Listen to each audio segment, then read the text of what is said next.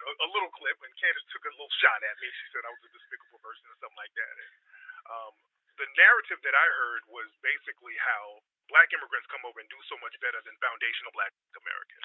First and foremost, with the Candace Owens thing, I just want you to just respond to anything you've seen or Yeah, heard so those. with the Candace on, she's always viewed this narrative that she's Caribbean. She's always talking about bragging about being from, I think, St. Thomas, something like that. And I've been to St. Thomas, and it's just like being in the 1800s. It's completely backwards, and no disrespect to the people of St. Thomas, but it's really not up to date, and they don't really have it popping there, unfortunately. But Candace Owens does a bunch of talking points. So a lot of stuff she says is not even in good faith. So a lot of times we don't have to go back and forth with Candace Owens because she's so easily debunked. She's just spewing talking points passed down by right-wing white supremacist think tanks. They give her these anti-black talking points so that she can be a cover for the white supremacists to hide behind. So instead of a white supremacist saying the nonsense she says, they have her do it and just co-sign her. So that's a cottage industry.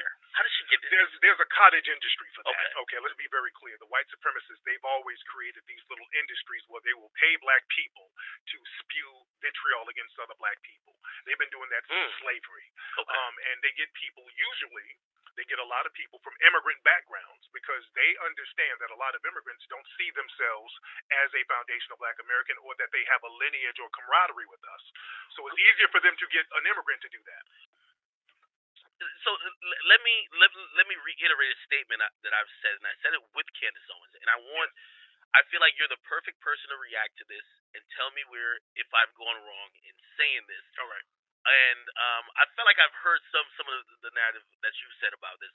I've just said, and I definitely didn't mean any disrespect, but I said when I came to this country, right? Which I'm still very happy that I came to this country. Right. But I'm from Jamaica. But when I came here, one of the things that I felt helped me propel is that I came with zero expectations, and I was just kind of like, let me just put the work in and let's do it. A lot of friends that I had that were, you might consider like, foundational black Americans, sometimes I saw what would get in their way is, sometimes it's like the mentality of, being oppressed or these other things that were just kind of pretty much indoctrination.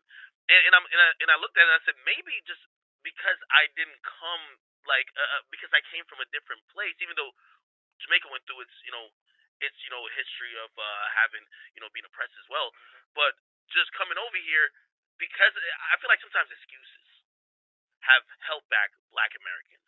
And has helped black Americans? No, held back. Held back black Americans. Right? Okay. And I felt like held back how? I would say the difference between me and someone who's a foundational black American who we're trying to do what I'm doing, or say we're both trying to just be a doctor, is that I just felt like I just had to work the hardest I can. I just I couldn't have any excuses. And despite obstacles, like whether I ran into racism, whether I ran into like other things that just came with being black, which is absolutely a fact. Okay. I just had to overcome. See, that goes into a narrative, and I heard Candace say this, that which is not true, that Caribbeans and Africans come over here and do better than foundational black Americans. That's true. That's not true. That's not true. What do you do? What or have you done that foundational black Americans have not done? Well, I wouldn't consider it like in particular to like my career, right? Because obviously there's a lot of people who are anything. Okay, no, anything. I'll talk about what has a Caribbean or an African done here in America that we hadn't done 100 years ago? I'll talk about school. Okay, right? Let's go. When I get to high school or I get to college, when you look around and you see the black people who end up being engineers, a lot of them are like Nigerian Americans. You know what I mean? Like they're immigrants, and I take away from that, their parents are instilling something in them, like just like it's like we know, like Indian parents are saying, listen, you're not gonna go for no fucking arts. You're going for literally math or science. That's the thing. Come on, you gotta admit that. And foundational black Americans, we built schools like Tuskegee. We built HBCUs and other independent schools 100 years ago, man. We've done the education thing. We've mastered that. We showed the world how to do the education thing, man. We got Booker T. We're not taking away from pioneers. Yeah. We're not saying you're a pioneer. No. Whoa, we're not saying that man, FBAs are not pioneers. Y'all just catching up on stuff that we've been doing, man. If you look at the movie Hidden Figures, those sisters was working with NASA. We've been doing that. I'm looking at the people who are excelling now, though. Yeah, but still, a lot of foundational black Americans are business owners. Black Americans who are foundational are doing their thing now. What happens is a few Caribbeans come over here and get jobs and then want to pop your collar because you got a job. You don't think it's at a greater rate though? No, it's not at a greater really rate. You know feel what? It's not at a greater rate because what you do is you cherry pick the engineers and the doctors, but you dump all of the criminals, rapists, and gangsters on us and just make them black. Y'all never count them. That's the problem. You don't count the shower posse and all of these niggas who come over here. Yeah, I'm going there. Y'all don't count them. No. Take them niggas That's over the here. minority. Take them over. No, man, take the gangsters and the hoodlums with you. Y'all dump them on us. Y'all never count them. You think that? So you all right? Okay. I get what you're saying. So you're saying that Look at the Tekashi situation. All those dudes around Tekashi were non-FBA. Those dudes were Trinidadian, a whole bunch of those weren't foundational black Americans around Tekashi. That's a perfect example. A lot of these dudes doing a lot of riffraff stuff. You don't count them as immigrants, even though there are. Okay, that's a decent point. But however, I don't think that's majority. I don't think that's majority. I think it's a lot. I think it's more them than engineers. You just don't count them. No. Yeah. Okay. Especially in New York on the East Coast. Okay, perfect. And by the way, this is why I'm a real fan of yours. Yes, indeed. And by the way, no, I'm a fan of yours because I even like the people if I disagree sometimes. I like people who are great orators, people who have great points, and this is exactly what I wanted to do here. So, so I'm so happy you came here. But okay, let me ask you a question. Yes. This is a fundamental question. I believe it, and I remember coming here, and I'll give you a story. I had a culture shock when I first came here. I came here, it's like middle school, right? And the way I feel like home training is different. Home training? Yes. Okay. In like where I came from compared to when I came here. Oh, I gotta hear this. Okay. I gotta hear this. I go to Hackensack Middle School, and I remember. By the way, this is the year when they knocked down the towers, and I'm sitting in the class, and there's a teacher, it's a white little fat teacher. She's trying to teach us math, and when we're in school, number one, I'm not saying I agree with it, but like back we're in Jamaica, you get your ass beat. Like if you're not paying attention, if you're dozing off, anything, right? Not saying I agree with it, but it's structure. And also, your parents, like, your parents, and I mean, that happens a little bit here, too. But here's the point. I remember there was this one kid just in class fooling around. Complete bullshit. Like, he literally had a portable TV put on Jerry Springer in the back. I couldn't believe it. I was shocked. And I remember kind of, like, going home to my mom and saying, I'm seeing the wildest shit happen in American schools that I could never imagine. And I think that's home training. You don't agree? No, because y'all find what you'll do. Y'all find the dustiest Negro over here and then compare yourself to the dustiest Negro. But y'all don't want us to do that over there. You go to Jamaica, there's people twerking and jumping off roofs and that's at a party. Dude, come on. Home training.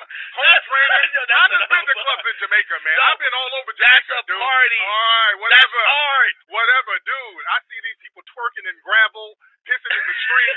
Dude, that's what. Come on, home training. I've been to Jamaica, dude. I've been there, dude. I know. I got love for Jamaica. There's some raggedy stuff going on over there, man. Let's keep it a buck. If you talk about that home training, people out there trapping up in the mountains. Dude, come on, let's not go there. No, we have to go there. Okay. And the reason why is because I do believe there's a deterioration of, I would probably say, of just even the family culture, even the black community, that I think affects this a little bit. Let's be honest. Are we not gonna? And I'm not saying that some of it doesn't exist. I'm not saying that these other places are perfect. But damn, Jamaica though. The family structure in Jamaica, how is that? Jamaica, most of the people in poverty over there. How's that a good family structure? Okay, well, we're not talking about necessarily finance at this point. We're talking about, for example, right? We're not. We're just talking about culture. Well, when you see delinquents, at least this is from my point of view. When you see delinquents in a place like Jamaica, usually that family is so impoverished. It's crazy. I've seen people just or families or people who come from families who are middle class, pretty decent. I'm not saying well off, but they're just not taking advantage of opportunities, and that's my whole point. Who's not? How are we not taking advantage of opportunities? Because we're the ones who created the opportunities for immigrant groups to come over here. Immigrants, I feel like when we get here, we're trying to take advantage of every opportunity, granted whether we create it or not.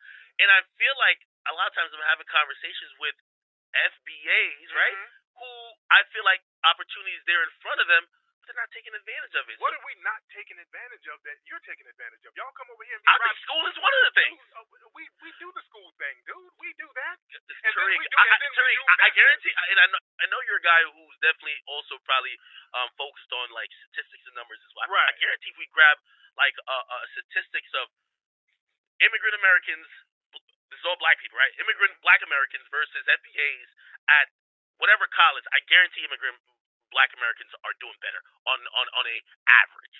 You don't think so? If I send and then you tell me why. If I send 5 foundational black Americans to Jamaica who got money, on average they're going to be doing better than the average Jamaican. If you send a select group of people anywhere that you've cherry picked, you're saying who has money, that's what I'm saying. If you send a small group of people anywhere, on average they're going to appear to do better if you crunch the numbers a certain way. But that's just not true that you're doing better over here. What would explain that? If you say it's the family structure, then why are you not doing better in your homeland? Well, no. Okay, so I get what you're saying. You're trying to equate it to there. I don't think you could equate to what's going on in the homeland. Why not? Hold on. Because if you got all that family structure, home training, how come it don't work where you come from? No. It's about an immigrant. It's not about. So I'm not vouching for. I'm not trying to say Jamaicans are just better or harder workers, right? Jamaican Americans, black Jamaican Americans. Any immigrant. I'm talking about immigrants. Any of them. If they're so much thorough than us, how come they don't do better in their homeland? Tariq, let's be honest. I'm telling you, because there's a lack of opportunity in the homeland that you're from, the people who how come they don't create the opportunity like we did? We created the opportunities here. I mean, also the white man did too. Well, who made the white man create them? They didn't want to give us nothing. We're not. Let's be very clear. We're not taking away from. All right, you can sit there and pop your collar to the white man. The white man was made to say, hey man, we ain't drinking from no damn water fountain no more. It was us making them say, hey, we ain't playing that game no more. But are you down to say? Are you literally saying that all the opportunities that black immigrants that come over here to take advantage of were created by foundational black Americans? Black Americans were pushing the envelope for that to happen. White people did not want to give us or you opportunities. They didn't even want black immigrants coming here. You understand that? They didn't want Asian immigrants coming here. We fought for them too. To a certain extent, I agree with you. Right. But then I have the conversation that moves it forward to say, well, if historically, based on all the leaders and the history of the FBAs here, why do I feel, or maybe it's just me, and maybe clearly I think we differ on this point. Why do the current lot of FBAs? I feel like they don't take advantage of those opportunities created by the ancestors to a lesser extent. Who's the Caribbean version of Birdman? Birdman's foundational black American. Puffy, foundational black American. Easy, he was a foundational black American. Rest in peace to Easy. Tony Draper. Jay Prince, foundational black American. These are very well-to-do black men. Got it on their own. Took advantage of the opportunities that their lineage created. You don't have a Caribbean version of that. See, y'all like to compare yourselves. I mean, there's a bunch of people that if you really look, what's the Caribbean version of it? Okay, of those people which are one-on-ones. But like, if you look, they're not one-on-ones. It's a lot of black foundational black American CEOs. I know a lot of black CEOs and executives that we have the same. Me and Steve Stout, who his lineage also tracks back to the Caribbean, right? And he echoes the same thing to me. He says, "There's just something about when you come from the Caribbean, or you come from another country. You come here and you get opportunities that we created. That's the good thing. You have us here helping get opportunities for you. We're the ones who knock those doors down to give you a lane to come on through. We knock those doors down and say, let's do it for minorities, not just for us. Okay, so I'm not going to discount that, there's someone's paving the road before we get right. Do you think, in turn, when people like me make the argument, and also people like Candace, who I think takes it a little further, makes the point that, the immigrants are just outworking the FBAs, do you think that's then disrespectful? That's because it ain't true. It's just not true. Candace Owens plays the role of a white-ass kissing bed wench. That's not hard work. That's something that people were doing during slavery, what she does. That's slave shit she's doing. Also, when Candace Owens got here, when she was like a teenager, it was foundational black Americans helping her get money from a racial discrimination lawsuit. So that woman got her come up off foundational black Americans. It was some black people from the NAACP helping her get like $30,000. and then she turned around and jumped over there with white folks talking about ain't no racism. So that's an opportunist. And I've heard this. So she had a racial, a racial discrimination lawsuit. Yeah. You can look this up. And she got with the NAACP. I think this was in Connecticut somewhere up there in the Northeast somewhere.